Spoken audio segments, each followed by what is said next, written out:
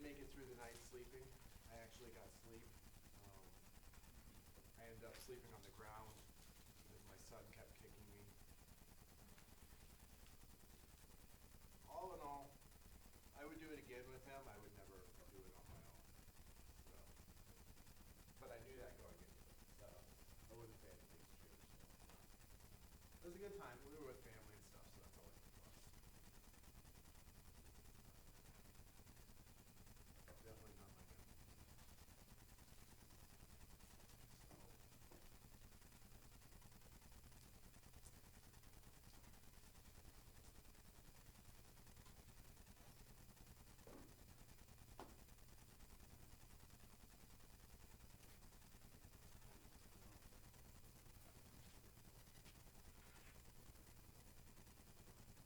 Thanks again for emailing the quick score, by the way. I Oh, got with not a the problem. full refund Good. for that book, which is great. Good. Yeah, like I said, I don't know what happened there as well.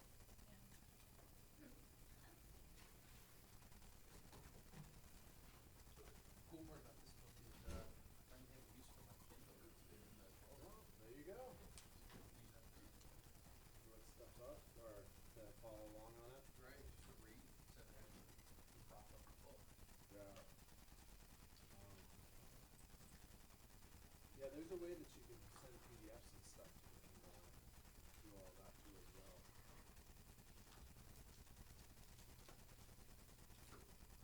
I don't know if I love this.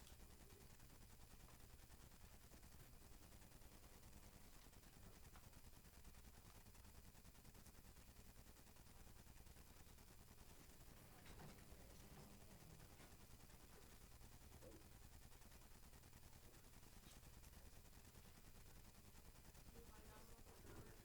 I did. How to pronounce this? I did indeed. That's what that's about.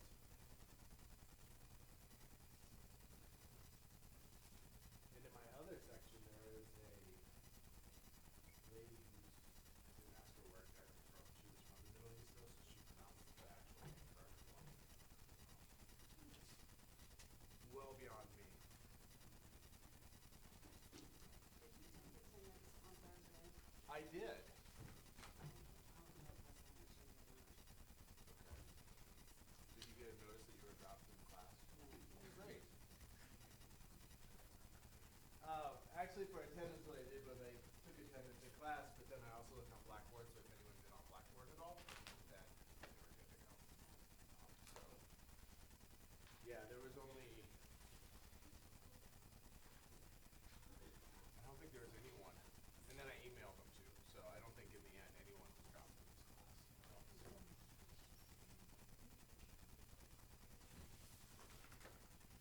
So how do you pronounce the name? Okay, so we may as well start off. Welcome back, everyone. Hopefully you had a nice weekend. Got to do all that type of stuff. This week, I'm not sure if there's anything of great excitement, except we had the long weekend coming up ahead. So that'll be nice. Remember, no school on Monday, or whatever holiday it is. It's Labor Day. Labor Day. So there you go. Okay, picking up where last time, I got to jump back here a little bit for this gentleman's name. As you pointed out, I was mispronouncing it. By all means, that's going to happen from time to time. I looked it up, and the Western version of his name is Geber. So like G, the letter, and then Burr is in like you're cold. So Geber is how you would pronounce it. Now, as I was doing that, I kind of realized, well, that's still kind of offensive because I was mispronouncing the mispronunciation of his name. So I should also show you what the real pronunciation is. And since I can't do it myself, I looked up online, and there's a few different ones. So again, I don't know which one's exactly correct. But this one is the Google Translate one, which some people claimed was the correct way to say it. So here would be how you pronounce his name properly. Javier Ibn Hen. Javier. Okay. Okay, let's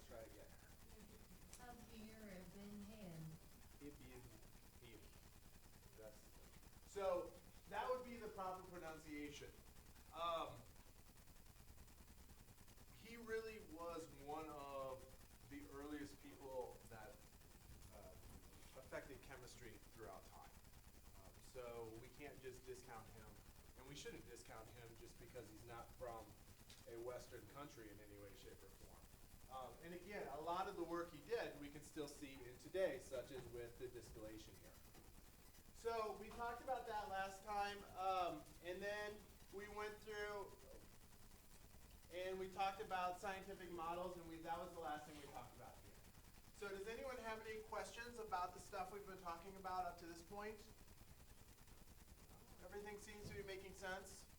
I think for most people it's pretty much review, but it's never a bad time to review things. Some of you probably haven't had a science class in a while, so there we are. So models, just to recap here with models, I want to stress this one more time. It takes something very, very complex and simplifies it so you can study it. You can't study the super complex thing for whatever reason, so you simplify things into a model, and then you go about studying that. And that's the idea there. One thing I should also mention about models, I did talk about last time, was this idea of variables. And a variable is something that changes when you're studying. So sometimes you know what the variables will be, sometimes you don't know what they are. And in science, we just have to be aware of that. It makes science much, much more difficult to do, especially when there are things that we don't completely know about a situation. So for a chemist, this is why we do our experiments inside of labs, because we can control things like light, temperature, humidity, all of those types of things inside of a lab. Biologists, if they're a field biologist, they don't have that option. You can't go to a forest and say, well, I don't want the temperature to be so high, let's just lower that down 5 degrees. It's not going to work that way. Temperatures are going to fluctuate and so forth. Your animals you're studying are going to move around and so forth along those lines.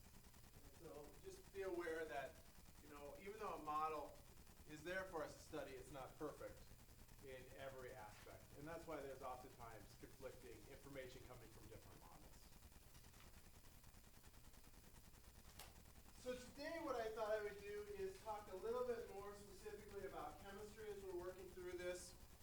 We've been talking a lot about science in general, scientific method, models, those types of things, and now chemistry itself. So chemistry is the study of matter, and I'll officially define that in slides here in a little bit, but basically that's everything. So anything with a physical presence can be studied through chemistry. And since that's such a broad area, chemists don't start out to study everything. They specialize in certain subsections, if you will, of matter. So here are the main areas of chemistry. If you go to a chemistry department, you will find faculty who specialize in each of the different areas. There are 5 main ones as we go through. So physical chemistry is the study of overall properties, so overarching type things. Usually it's mathematics based. So if you're a physical chemist, you really should be good at math, otherwise you're in a world of trouble. Okay? So there's that. Explaining things using math. Organic chemistry, this by definition is actually defined as the study of carbon. Carbon is number 6 on the periodic table, and all organic chemistry has to do with carbon in some way. It seems like a small subsection, but it's actually very, very large, because carbon is the basis of all life on the planet, or in the universe as far as we know. So if that's the case, then studying people, studying anything living and so forth is going to fall into organic chemistry.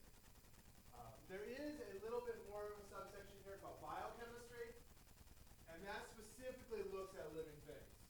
So oftentimes organic chemistry is studying carbon, but it's not directly related to living things, where biochemistry is living things. So if someone is wanting to be pre-med here at NKU, oftentimes they will take what we call the biochemistry track, and that's where they're studying the material that makes up biochemistry as they go through their various courses.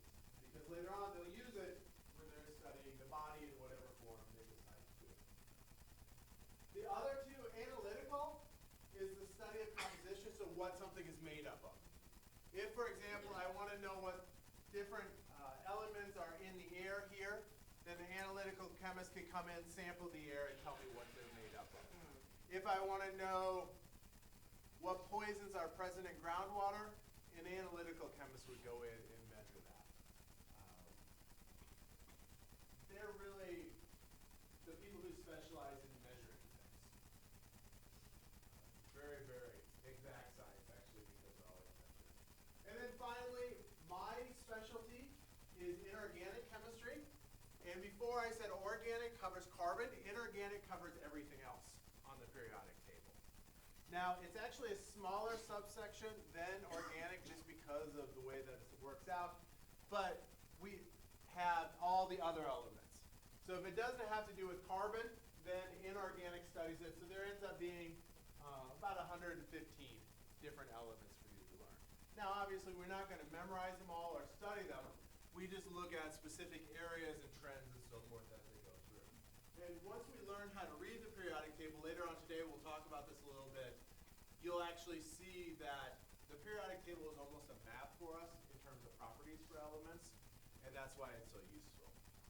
But inorganic studies everything else. So metals, metallurgy, things like that fall into inorganic chemistry. Minerals, geology is usually inorganic chemistry. These types of things.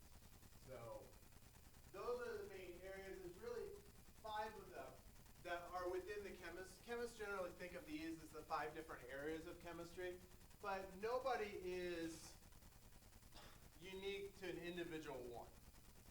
Everyone always falls into multiple categories. So for example, Dr. Russell, who is an organic chemist, he studies what carbon does, but he's also interested in how that affects the body. So he also does biochemical work as how his compounds affect the body. And to actually see how they affect the body, he does measurements, which is then an analytical chemistry, and then he uses modeling, or the math of chemistry, to explain things. So all chemists kind of specialize in one area, but they branch out into the various different branches without really being concerned about that. Now, that's true in chemistry, but not only in chemistry. Chemistry itself affects all different areas. So if you think about it, chemistry is matter. So anything that deals with matter is going to be affected in chemistry in some way. So if we look at other disciplines as we go around science in general, physics, for example. When I was in grad school, I studied chemistry and physics. I actually took graduate level chemistry classes, graduate level physics classes because of the discipline I was in. I was what's called a materials chemist, so I made new types of materials. So new types of glass, new types of metals. I was looking at how to protect engine parts and things like that. So that fell between the two here. Materials chemistry was there. Environmental science is very heavily dependent on chemistry. So there's that. Plant science here, botany, I call it farm sciences. When I was growing up in Iowa, the chemistry of soils, why you do crop rotations or why you put fertilizers on soils, things like that, that falls back to chemistry and so on. And they go through all the different things. So chemistry is often called the central science because all the sciences really relate back to chemistry in one way or another. And that's purely because we study everything that's here. It's easy to relate when you study everything. Again, no one's going to study everything individually, but as a subject, we go into the various different areas. That's one reason I like chemistry, and especially this class, because chemistry does affect so much that people can find things that they're interested in that will be affected by chemistry as we go through. And not just the sciences. You can look at other things as well. Old books and how you maintain old books so they don't decay and so forth. That would fall into chemistry if you're interested in that type of stuff. There's a lot of different things. So officially, what is chemistry? Chemistry is defined as the study of matter and the energy, and how they interact. So basically, matter is anything with a physical presence. Now, to a chemist, we think of that as anything that contains atoms or molecules. We haven't defined those terms yet, but we will talk about them a little bit later. An atom is the smallest unit of an element. So basically, everything around us is made up of atoms. And then when atoms group together, they're called molecules. So, looking around the room, the chair you're sitting in, the people in the room, the air around us, the lights themselves, how the lights work, that's all chemistry. So, do you guys know how fluorescent lights work? Obviously, you need power, right? Because you flip the switch, you turn them on and off. So the way fluorescent lights work is inside the light, there is a little bit of neon gas, or actually it's mercury, to be honest. A little bit of mercury gas in there, and when you pass electricity through it, it lights up and glows.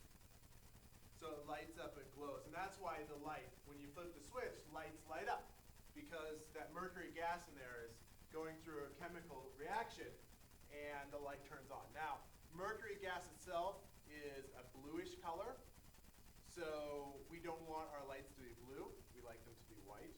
So we put a coating on the outside of the tube that takes that energy and changes it into white light. Yep.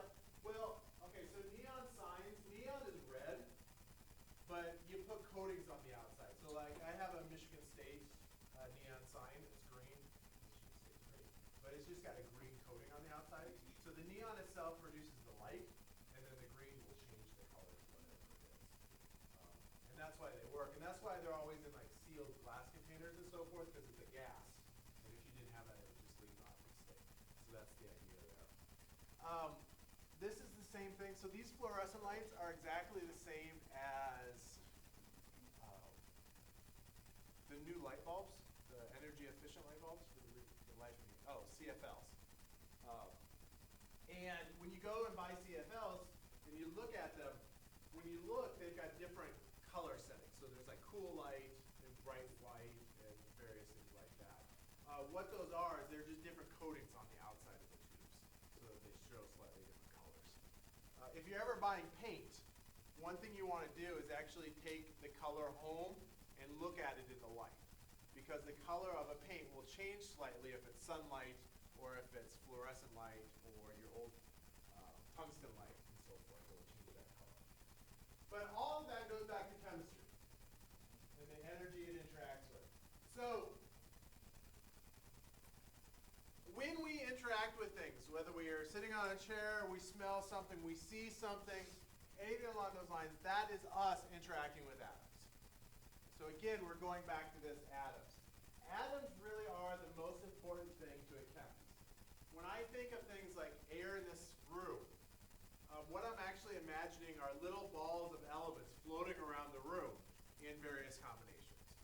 So when I think of oxygen in the air, I actually think of two atoms of oxygen stuck together floating around the room. I know you guys don't. I went to school for a long time to say weird things like that, I guess. But oxygen is floating around the room. Nitrogen is in the room. Argon is in the room. It's just one single atom floating around and so forth. So as a chemist, when I think of things, I think of them as atoms. The chairs you're sitting in, I think of as strings of atoms. And they're very long strings of atoms, and that's what a plastic is. So we always have models. You guys, I'm sure, have seen these before in some form. These are atomic models for chemistry, and they're both carbon. So the little black spheres are carbon atoms, as they are. So when I look at those, I see two very different, distinct things. You guys don't do that at this point. Probably, okay. Probably never will, but just bear with me. This, when the carbon atoms have an arrangement like this. So every carbon atom in the middle is bound to 4 different carbon atoms. Okay, and there is the distinct shape that goes with it. This is diamond. Okay, this is how the atoms of carbon arrange inside a diamond. So what do we know about diamond? What's one thing that we would use to describe diamonds? It's a solid. The shape, you can cut it for the various shapes and so forth. I don't know what those are, but I know there's such things.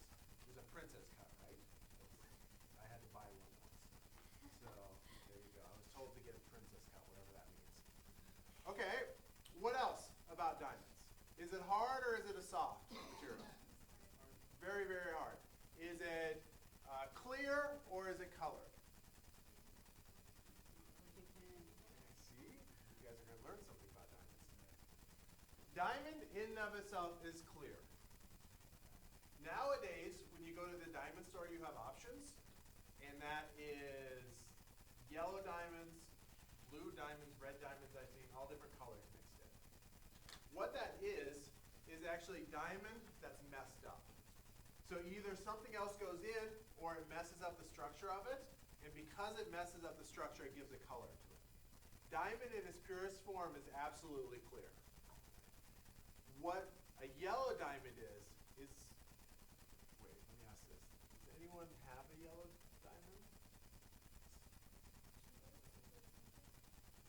It kind of depends on where you, like, okay, yes, yes. All diamonds are super expensive, but, okay, so a yellow diamond is basically an impure diamond. A diamond that's messed up in some way as it goes through it. So when I bought a ring, I wanted a perfectly clear diamond because I wanted a perfect diamond, right? That's what you want, as close as you can. So that would be a clear color. The colored ones are actually messed up in some way so that you get the color. Now, if you really like yellow, or you really like blue or something, then by all means go for it. But there you are. So that's diamond. If, however, I take atoms and I rearrange them, so it's like this, so that the carbon is only touching 3 carbons instead of 4, this is graphite. Okay, so this is graphite just like in your pencil. So graphite is very, very soft, where a diamond is very hard. Graphite is layered instead of kind of a 3-dimensional structure, and that works for graphite because when you write, what you're actually doing is stripping off the layers. So you see the top layer and then the middle and then the bottom. As I'm writing, this bottom layer, for example, would just get left behind on the paper. And that's why it works as a pencil.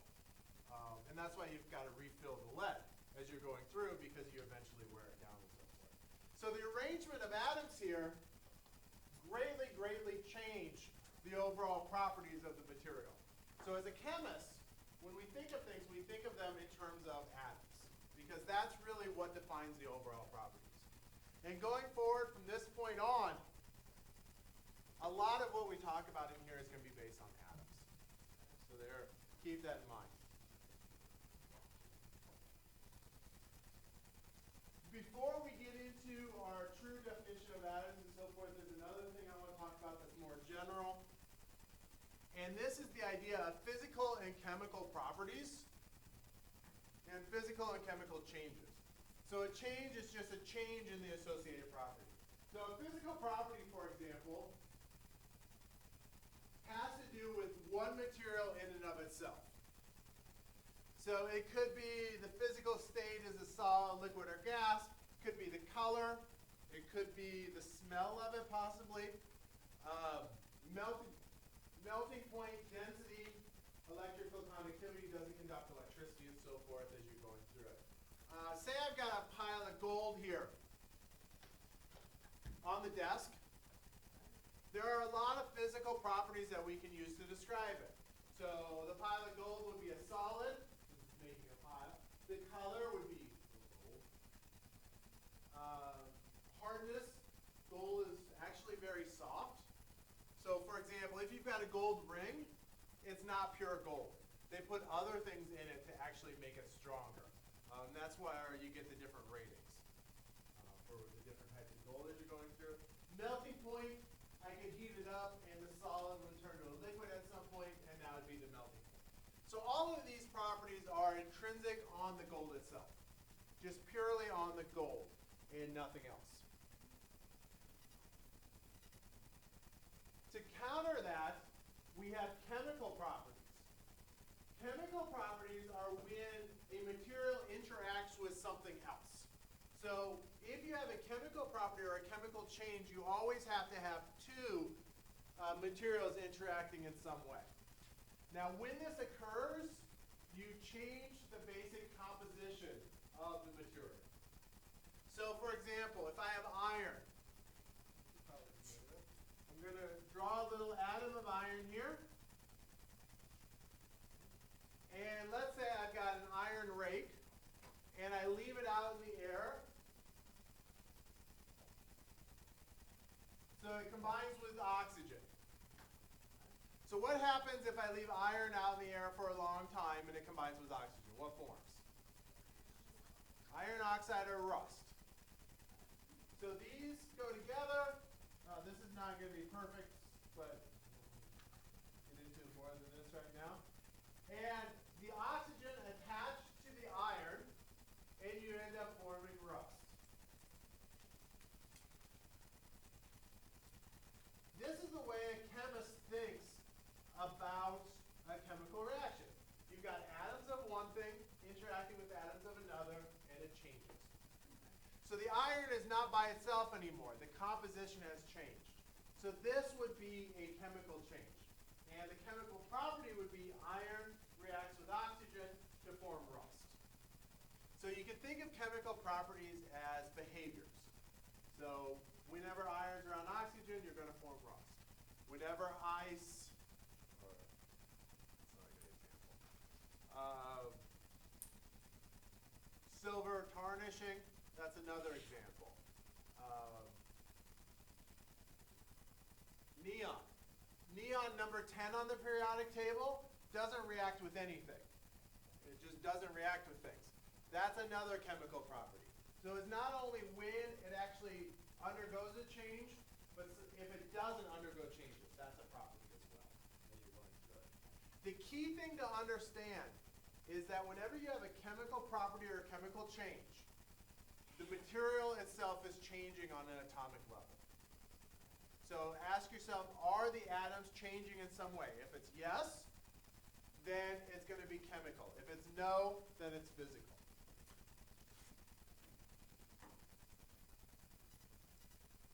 In the book that you showed an example of the Statue of Liberty. Yeah. So was that, is there any images of it when it was, Green? well not green, well, I guess what, copper? Copper? Yeah. So like it was like brown. Yeah, it was the copper color. Originally, the Statue of Liberty was a copper color, and then over time,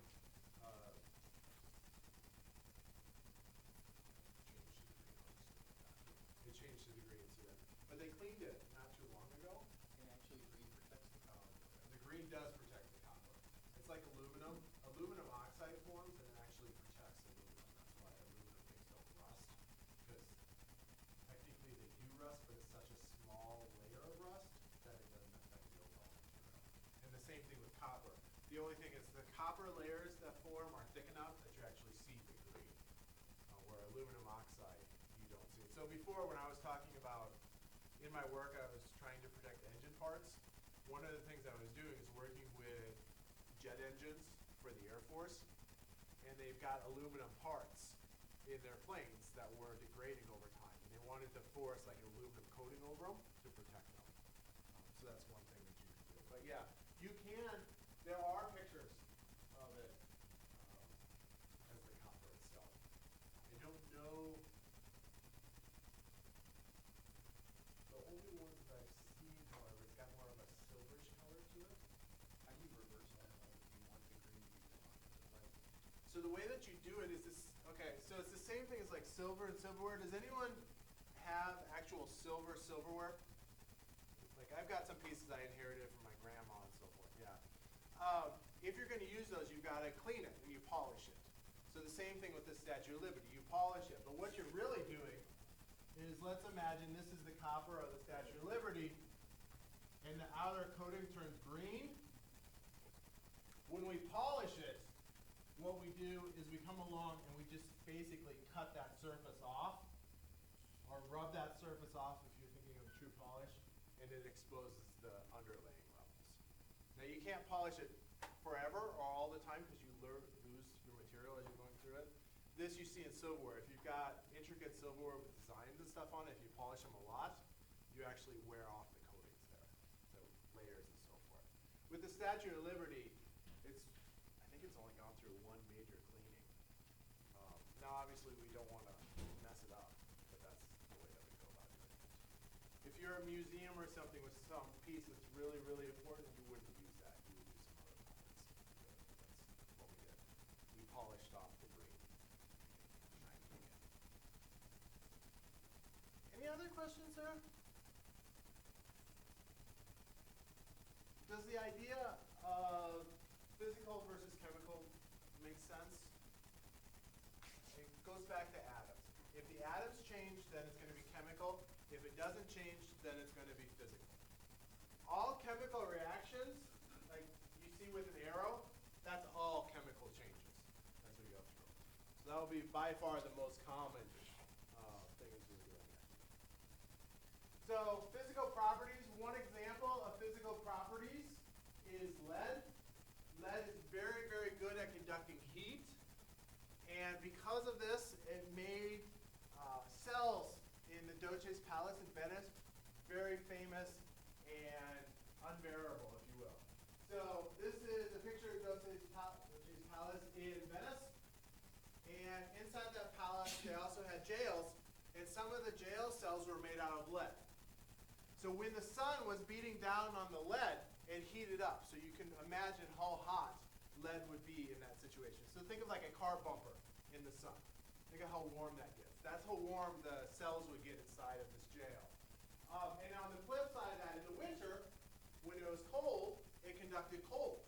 So there you're very, very cold. So these cells were famous for their temperature fluctuations and the punishment that they gave out because of it. They were called lead cells.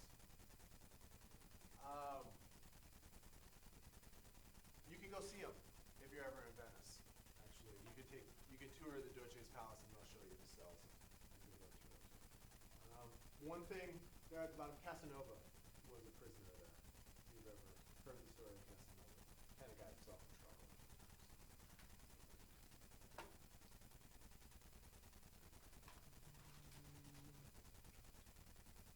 So a physical change, again, is no change in the elements. Usually they're reversible. So cutting paper would be a physical change. Ice melting is a physical change. So if ice melts, how do you get it to go back to ice? You just freeze it again. Okay, you just freeze it again, and since you're just freezing it, it goes back. So there's no real change. It's water. When it's a solid, it's water. When it's a liquid, you go back to a solid, it's still water. So it's always H2O or one oxygen atom and two hydrogen atoms. It doesn't matter what state it's in. It's always the same atomic makeup as we're going through it. That's not true for a chemical change.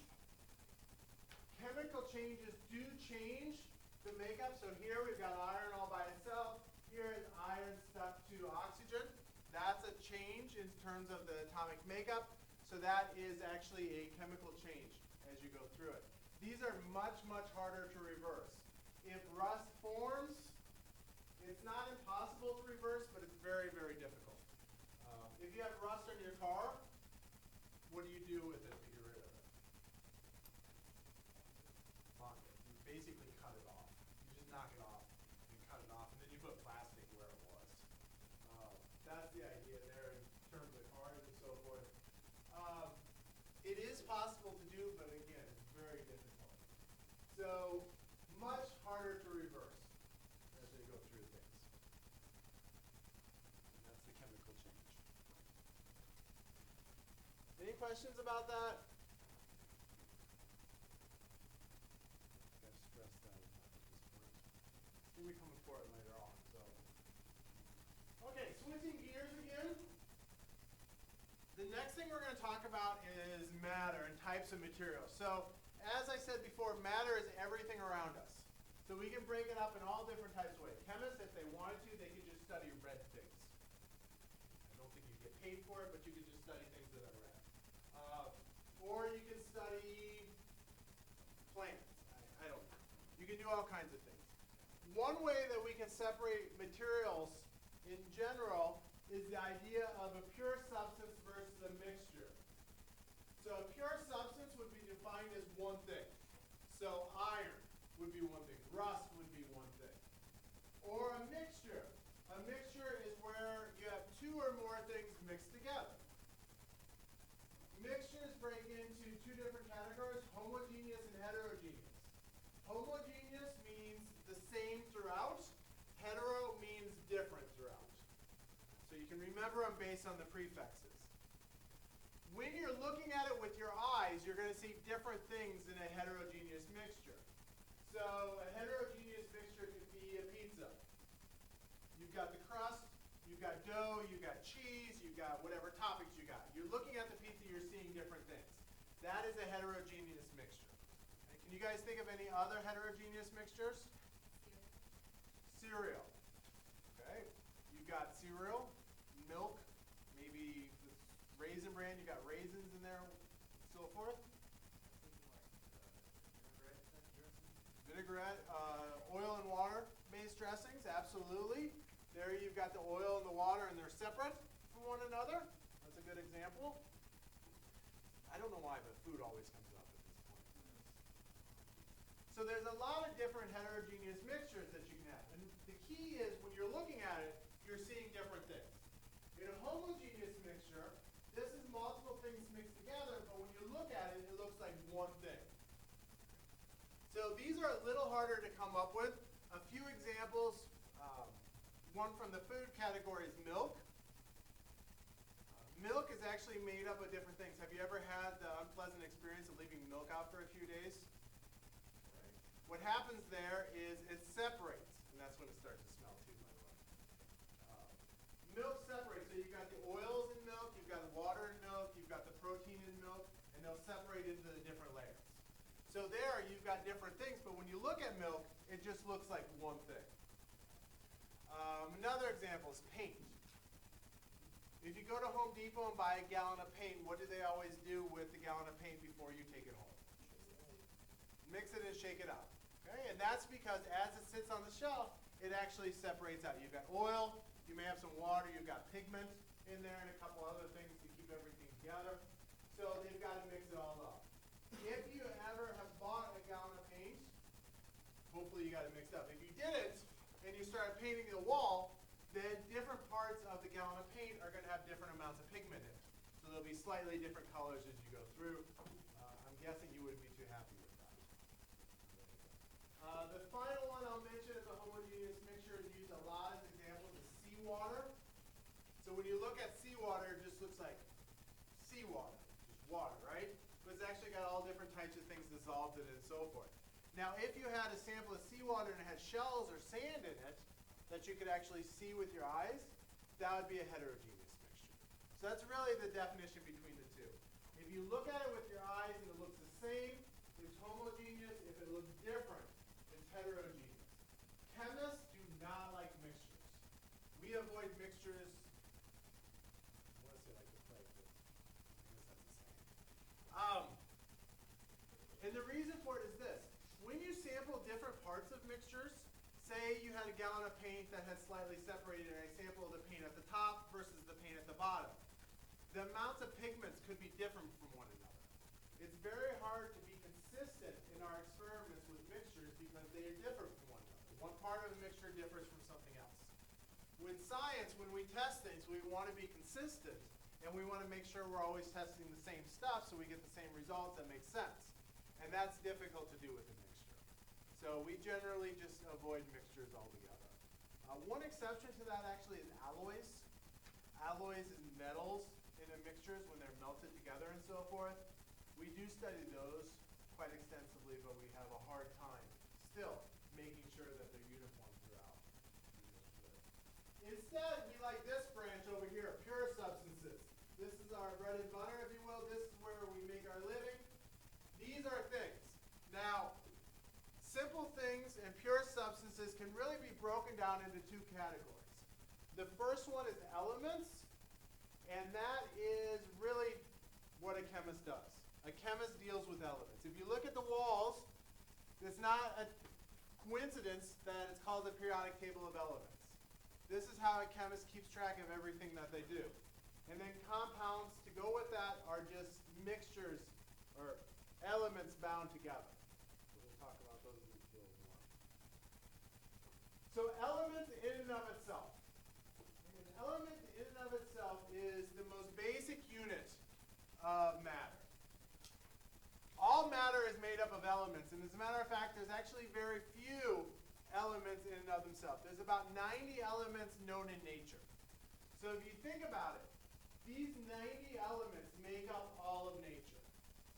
So everything around us is made up of 90 basic building blocks. So I always use the example of Legos.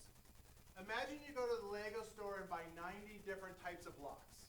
Right? Different colors, different sizes, different shapes, and so forth, but you get 90 of them.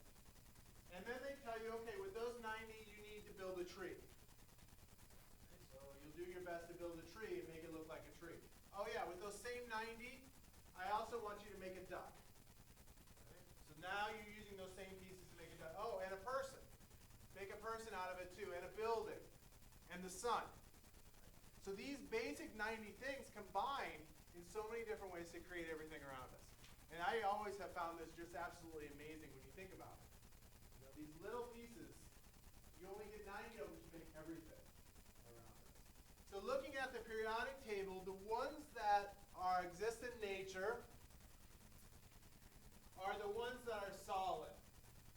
Basically, to say it the other way, the ones that are outlined are the man-made ones. So the ones that man-made are number 43, number 61, and then above 92. So everything around us is made up of those elements that are solid, filled in blocks on the periodic table. I guess that's the first thing we'll learn about the periodic table. Which ones are man-made or which ones exist in nature. So there you go. As you're going through it. This is how we keep track of things. So as a chemist, when I'm up here and I draw this picture of iron, I guess I didn't really even think about it. I put Fe there for iron. Never even crossed my mind, and we haven't talked about that. Fe is the symbol for iron. If you look at the periodic table, number 26 is iron. And that's where iron is. Oxygen is O. And that is number 8 on the periodic table. It's right here is oxygen. But again, I know how to read the periodic table, and because of the fact that the oxygen is one of these elements, it looks like a 7, and there are 7 of them. I know that 2 oxygens stick together in the air. It's just one of the properties that you can learn from the periodic table. So through this course, a lot of what we're doing, especially in the early days, is going to be learning how to read the periodic table and figuring out what it tells us. There's a lot of different things that we can figure out. So for example, if I point over here, palladium, here, palladium. I know that that's going to be shiny. I also know that's going to conduct electricity because of where it's at on the periodic table. Bromine over here, this one does not conduct electricity and so forth. It's not shiny. And I know that again because of where it's at on the periodic table. So looking at the periodic table, we'll be able to figure a lot of these kinds of things out. You don't have to figure them out on your own, obviously. I'm going to tell you. When you're in high school, many of you had to memorize some of the periodic table. Right? So, B. I don't think any of them, I haven't mentioned B in class yet. What element is B? Boron. Okay? So you had to memorize that. I don't care about that at all. What I'm going to care about in this class is that you look at boron and you know something about where it is on the periodic table. Because just being able to recite a name back to me is kind of useless. But what if I tell you that boron is a middle element in terms of electrical conductivity? That may actually be useful to you. Silicon, for example. Silicon here is the same thing. It conducts electricity a little bit. It does conduct electricity, but it's not great at conducting electricity. That statement right there is why we have computers like we do. Computers and silicon chips are based on the fact that they conduct electricity a little bit, but not a lot. They want to actually make them out of germanium. You notice how you're crossing this line that you're up there? That would make computers go faster. And you'll learn why that is in this course. So, rote memorization is not the point of this course in any way, shape, or form. But as we go through the periodic table, you're going to learn things about it. Is there anything you guys have always wanted to ask about the periodic table? This is the most common periodic table. It's not the only periodic table. This is the only one we'll use in this course, though. Okay. So if you think of things that you want to ask, just ask as we go through things. We'll talk about them a lot over the next couple of weeks. So chemists use the periodic table. And remember I said I was an inorganic chemist, so I studied everything except carbon. It's the way we keep track and make sense out of things. So, for example, this row right here, I said earlier, neon doesn't react with things. This entire row doesn't react with things, okay, just because of where it is on the periodic table. This, I guess I could just close my eyes and point somewhere. Oh, germanium. Okay, germanium, it's going to combine with oxygen in a 1-to-2 ratio. I know that because of where it is on the periodic table.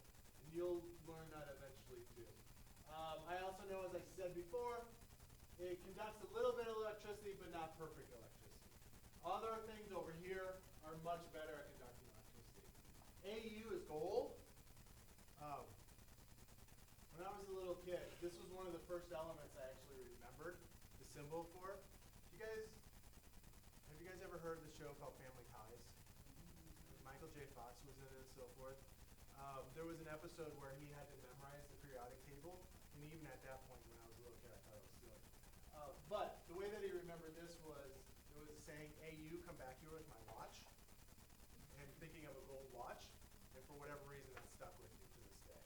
It's silly, I know, but Au. And then I remember silver is Ag because it's not Au. But there you go. So Au, come back here with my watch. Family Ties episode, I'm sure, in the 80s. Okay. Good for now. Chemical symbols. So B is boron, as you said before. How do we come up with chemical symbols, and what are the rules for them? Well, a chemical symbol is either 1 or 2 letters. It generally corresponds to the name, but that name is not always in English.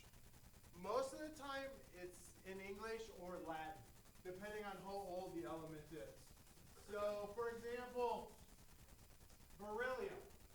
Beryllium is Be. It's the first 2 letters. The first letter is always a capital letter. The second letter, if there is one, is always a small letter. This is particularly important in combinations such as this. Si with capitals. S capital would be sulfur. I capital would be iodine. If you contrast it with S with a small I, that would be silicon. So number 14 on the periodic table. Large S would be 16, large I would be 53. And here, it would just be silicon number 14 on the periodic table. So if you ever want to know how many elements you've got in a chemical formula, you can just count the number of capital letters. And however many capital letters you have is what you've got. So in grad school, I worked with a compound that was PR8, RU12, AL61, SI9.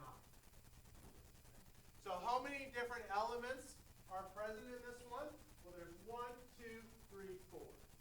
4 different elements as we go through it. So the first letter is always a capital. The second letter is always a small letter. Most come from English. We're lucky that way. There are some of the older ones that come from Latin. So copper is Cu, gold is AU, and so forth. Here at copper, Cu, it doesn't correspond to Co. Co is actually cobalt, number 27 on the periodic table, where copper is number 29. Copper, the Cu comes from the Latin cupro. So there are several of them that go back to the Latin ones, especially the ones that were well known when Latin was still the primary language of science. There are a few exceptions to this. 74, W, actually is tungsten, but the name W comes from the German name of tungsten, wolfram, and that has the W associated with it. There's a couple other ones, but I can't think of them right now that have to do with it. This one is interesting. Number 41, NB is niobium. I think this is the only element that uses different symbols and names in different parts of the world. And all the other elements, we've agreed upon the names and so forth. For whatever reason, niobium still goes by different names in different parts of the world. Yeah.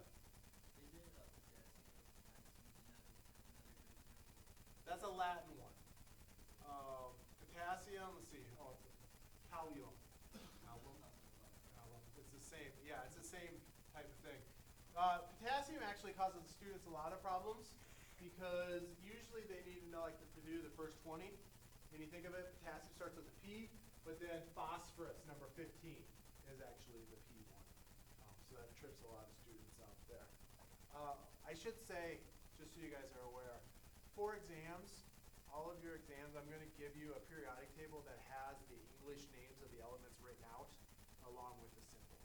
So you never have to memorize any of the names or anything like that. You just look and you say what it is as you're going through it. But that's our chemical symbols that we use. Down here at the bottom, there are a few that have 3 letters with them. You see how they all start with U? Those do not have names yet. They haven't been officially named. So that's why they have 3 associated with them, because they don't have official names. Nowadays, they're getting much more strict about what you can name an element. So there was a research group in California. Well, wait. There's a research group in California that discovered a bunch of man-made elements. See if you can tell me what city it was in. It's named for these right here. This is Americum, Berkeleyum, and California. The lab was in Berkeley, obviously. So Berkeley, California, America, as you're going through. Yeah. When was the last time that was invaded? Maybe. What's the newest element that was added? This was made in 2000, so is when this was. Now, they just adapted new names like actually a few months ago. It's relatively rare to do it, but they just happened to do it a few months ago. And I think I want to print out new squares to put on with the official names and so forth, so we've got them. But it's a huge argument about various things. So will they continue to Yep. get bigger and bigger and bigger and bigger? I'm going to say yes. So man-made elements, there is a prediction that once you get up to, I think it's like 125, they'll become more stable again. So they're still looking for them. So, I mean, people, about once a year, someone says they find a new element. A man-made one, not in nature. So then it adds on. But to this point, everyone that we've ever found fits the periodic table. It's not like we're changing it in any way, shape, or form. They're just adding on to the end. So like 113, 115, 117 have all been claimed to be found at this point. Which is moving on further past that. The lab in Berkeley was actually run by a guy named Seaborg. And that's his element, Seaborgium. So apparently he had a good time naming all of these elements. There is a scientific panel now that has to get approval to name something. It's much more difficult than it was then. I don't remember what the new ones were named, but I'm sure you can look it up and find it without too much effort there. Maybe I'll do that before next class. So I always find this this image funny. This was sent to me from a student in our chemistry department. He was out shopping one day at Meijer, and he noticed this right here. An IR. It's a good source of iron. Well, that's not the symbol for iron. IR is actually number 77 on the periodic table. It's iridium. That is one of the most expensive elements on Earth. So if the box had iridium in it, I would have bought them all and stripped the iridium out and been rich.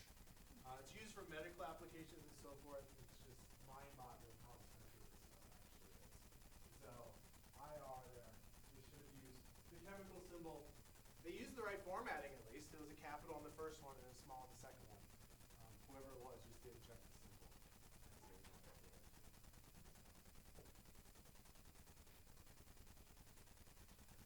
So we can officially define that. I might use the term a lot in this course just because I can't think any other way in my mind. And you guys have probably all heard the term atom before at some point in your schooling. Atoms are the smallest unit of an element. Once you go smaller than atoms, the properties no longer hold true. So gold is an electrical conductor. It's a solid at room temperature, these types of things. That holds true down to the point of atoms. Once you bring up smaller than an atom, they're no longer unique. So one of the definitions of an atom is that two atoms of the same element have the same properties. Where two atoms of different elements are going to have different properties. And that's true. Once you go smaller than the atom, which the next row down would be protons, neutrons, and electrons, those are present in all of the elements, and they're not unique to a given element. So atoms is really what the chemists think of as that smallest unit. So when I was talking about the room before and oxygen in the air and little atoms floating around the air and so forth, that's the reason why. I don't think of them as electrons floating around or anything because they wouldn't be unique anymore to oxygen and their properties wouldn't be there. So atoms are the smallest unit of an element. They can't be broken down any further and maintain their unique properties. There are actually lots of different particles smaller than atoms. You got protons, electrons, neutrons, you got quarks, bosons, fermions, all these different types of things. Chemists don't go any lower than protons, neutrons, and electrons. Most chemists. As far as this class is concerned, that's the smallest we have to go to. The final thing about atoms that I want to explain is that for any particle of a given element that you can see, that's actually billions and billions of atoms. So if we take a shot glass of water, okay, so imagine a shot glass and you pour your normal shot in it of just water. And then we think of how many atoms are inside that shot glass. Well, in the end, that ends up being roughly 6.02 times 10 to the 23rd. I'll do the math for you. 18.06 times 10 to the 23rd atoms in there. If you're familiar with scientific notation, that's a lot. If you're not familiar with scientific notation, I will write this out for once and only because it's annoying. Okay, so 1, 8, and then I'm going to move the decimal 23 places. So 1, 2, 3, 4, 5, 6, 7, 8, 9, 10, 11, 12, 13, 14, 15, 16, 17, 18, 19, 21, 22, 23.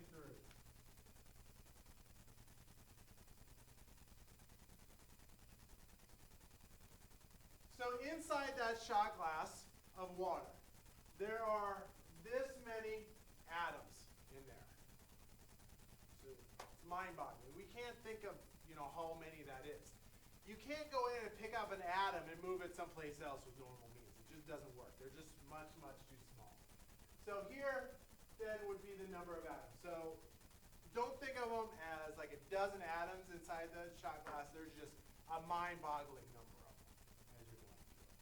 And we'll learn more about that in the next chapter. This is also a great example for why we need scientific notation. Imagine if you had to write that out 10 times. How many mistakes you would make by doing it. I barely got through one. So there you go. Okay, any questions about atoms? Really, really are the key part to chemistry. And chapters 2 and chapters 3 have to do with atoms and developing our understanding of atoms and so forth as we went through the course. Okay, the other material that we mentioned in the pure substance is the compound. This is actually related to an atom because a compound is when two or more atoms bind together. So they're not just leaning against each other or setting against each other, they're binding together in some chemical fashion. In this class, we're going to learn about two of those methods. The first being if they're sharing electrons, that binds them together, so electrons are spending time on both of them. Or if there's a charge attraction, so like magnets, that will bind them together as well. So if one of them has a positive charge, one of them has a negative charge, that will bind them together. So when you've got two or more atoms bound together, that's called a compound. The smallest component of a compound is called a molecule. And we'll have a slide for that in a second, but I may as well say it right now. Just like an atom. So the smallest unit of an element is an atom. The smallest unit of a compound is a molecule. When we're talking about compounds, we describe them this way by listing the various components that are present in the molecule or in the compounds themselves, and then subscripts to show how many we have for each. So water, for example, is made up of one oxygen and two hydrogens. If there's no subscript, it's assumed to be one, because otherwise we wouldn't list it there. So there's one oxygen and two hydrogens. CH4, this is methane, actually has 4 hydrogens and 1 carbon associated with it. Here is another one of the ruthenium compounds. This has got 1 PR, 12 RUs, 51 ALs, and 9 SIs. So that's the various components for it. I won't draw that one out, but for methane,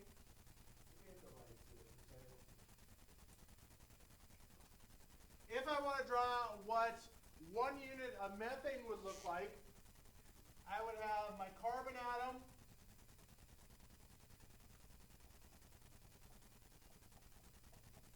and then 4 hydrogen atoms around it. So this chemical formula is going to be CH4. This is going to be H2O. And that's the way chemists keep track of what compounds are.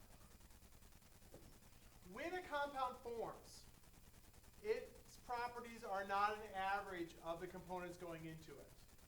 It changes completely. So, for example, up here at the top, this is sodium metal. Sodium metal has to be kept inside an oil. Usually it's like kerosene or something. Some thicker oil, if you will. And the reason for that is because if sodium metal is exposed to the air, it'll actually start a fire. And fires start with it. In my old research group, we used to work with several elements that were like this, that when they come in contact with air, they start fires. And we would have fires in our garbage can about once a week. Because little particles of the metal would get on paper towels, and then we'd throw them in the garbage can and forget about them. And then it would react with the air and start a fire, and then the paper towels would catch on fire and so forth. It just became, like as I'm talking about, it's just so routine. You just grab a fire, you just put it out, and continue doing all of it. It just became normal for us. But sodium metal in and of itself is very dangerous, and it actually catches fire in the air. B here, this is chlorine gas. Chlorine gas is a yellowish gas. This is very, very dangerous. Chlorine gas, it's actually used in war as a form, it's called, it's related to mustard gas. So in World War I, World War II, what they would do is they would release huge amounts of chlorine gas onto the fields, and they would, in trench warfare, it's heavier than air, so it would go down into the trenches and fill them up, and then people would inhale it, and then, let's say, not good things will happen to them. So in World War I or World War II movies, you always see them with gas masks and practicing putting on gas masks and stuff. This was because of how dangerous chlorine gas was. So if this one explodes in contact with air, this one's a poisonous gas. You combine them together, you have table salt. Does table salt burst into flames on your dinner table? No. Is it a poisonous gas? No. It's not really that dangerous unless, I guess, I'm talking to my doctor, blood pressure and things like that. So you take two very dangerous components, react them together, and you end up with something relatively benign. This is common in chemistry. When you take and make a compound, you don't average the components together. Okay? It just changes things completely. And we'll learn why that is later. But I want you guys to know that. So oftentimes with social media and so forth, you'll see that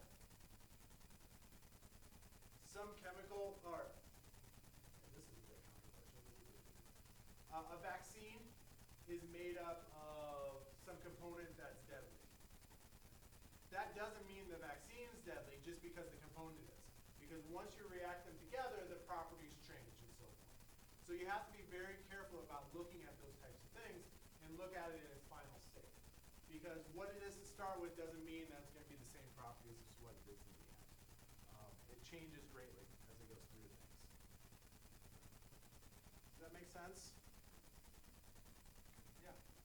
I got a question. So, since the first one reacts with air and Uh-huh. reacts with fire, what's the use for it, or like why do you test it? That's cool.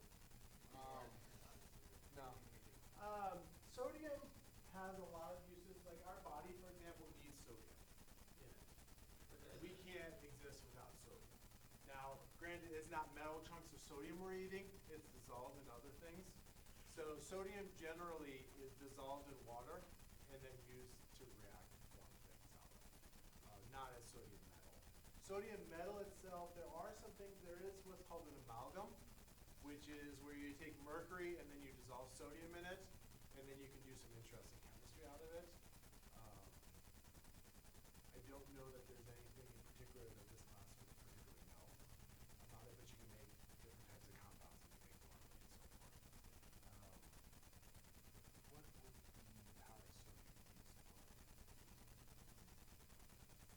I can't think of anything metallic. Sodium, like you would dissolve it and then reuse it in other things for the most part. We do have sodium metal in the building though. We do use it, but not in everyday type applications. Chlorine gas is the same thing. We use it for a lot of stuff, but again, it's not something that normal people would use. If you're interested, the reaction between sodium and chlorine is what's called exothermic. It puts off energy, and it's very, very violent. Like it glows and smoke comes off and all this stuff, and then all of a sudden out of nowhere these white crystals show up, and that's your salt crystals as you go through it. Okay, so that's the compounds. Again, remember that a molecule is the smallest unit of a compound. So where we have atoms are the smallest unit of an element, a molecule is the smallest unit of a compound. These molecules are then atoms bound together. So here, for example, is a picture of water. This is oxygen, and then it's got two hydrogens stuck on it. Chemically stuck on it, that would then be a molecule. When you're looking at it, one of the common things for professors to ask and so forth is which of the following is an atom and which is a molecule. So if you have the smallest unit of the following, which would be an atom or a molecule? Water, here for example, this is a compound, so the smallest unit of this would be a molecule. Looking at this one, CH4, would the smallest unit of CH4 be an atom or a molecule? Molecule, a molecule. This is a compound, so the smallest unit would be a molecule. Si, would the smallest unit of Si be an atom or a molecule? Atom. Atom, exactly. And then finally, SiCl4, atom or molecule? Molecule. Molecule. There you go. You guys have mastered it. You got that question right on the exam. Usually that ends up on the exam. And it's really just a terminology thing, but throughout the course, I'll be using it extensively. So for example, here, I said that there are this many atoms in that shot glass. If I want to know how many molecules that would be, there are actually 6.02 times 10 to the 23rd molecules. So depending on how I'm describing what's in that shot glass, there would be slightly different numbers associated with it. They're a factor of 3 different, because for every molecule, there are actually 3 atoms. We've got 1 oxygen and 2 hydrogens associated with it. So that's why I can do that math in my head, because I just multiply it by 3. So I think, wait, before I say that, yeah. I think that's where we're going to end for today. Class is over pretty soon, right? Yeah. Okay. And I don't want to get into the metric system because that's going to take about half the class period probably next time. And there's various things associated with that. So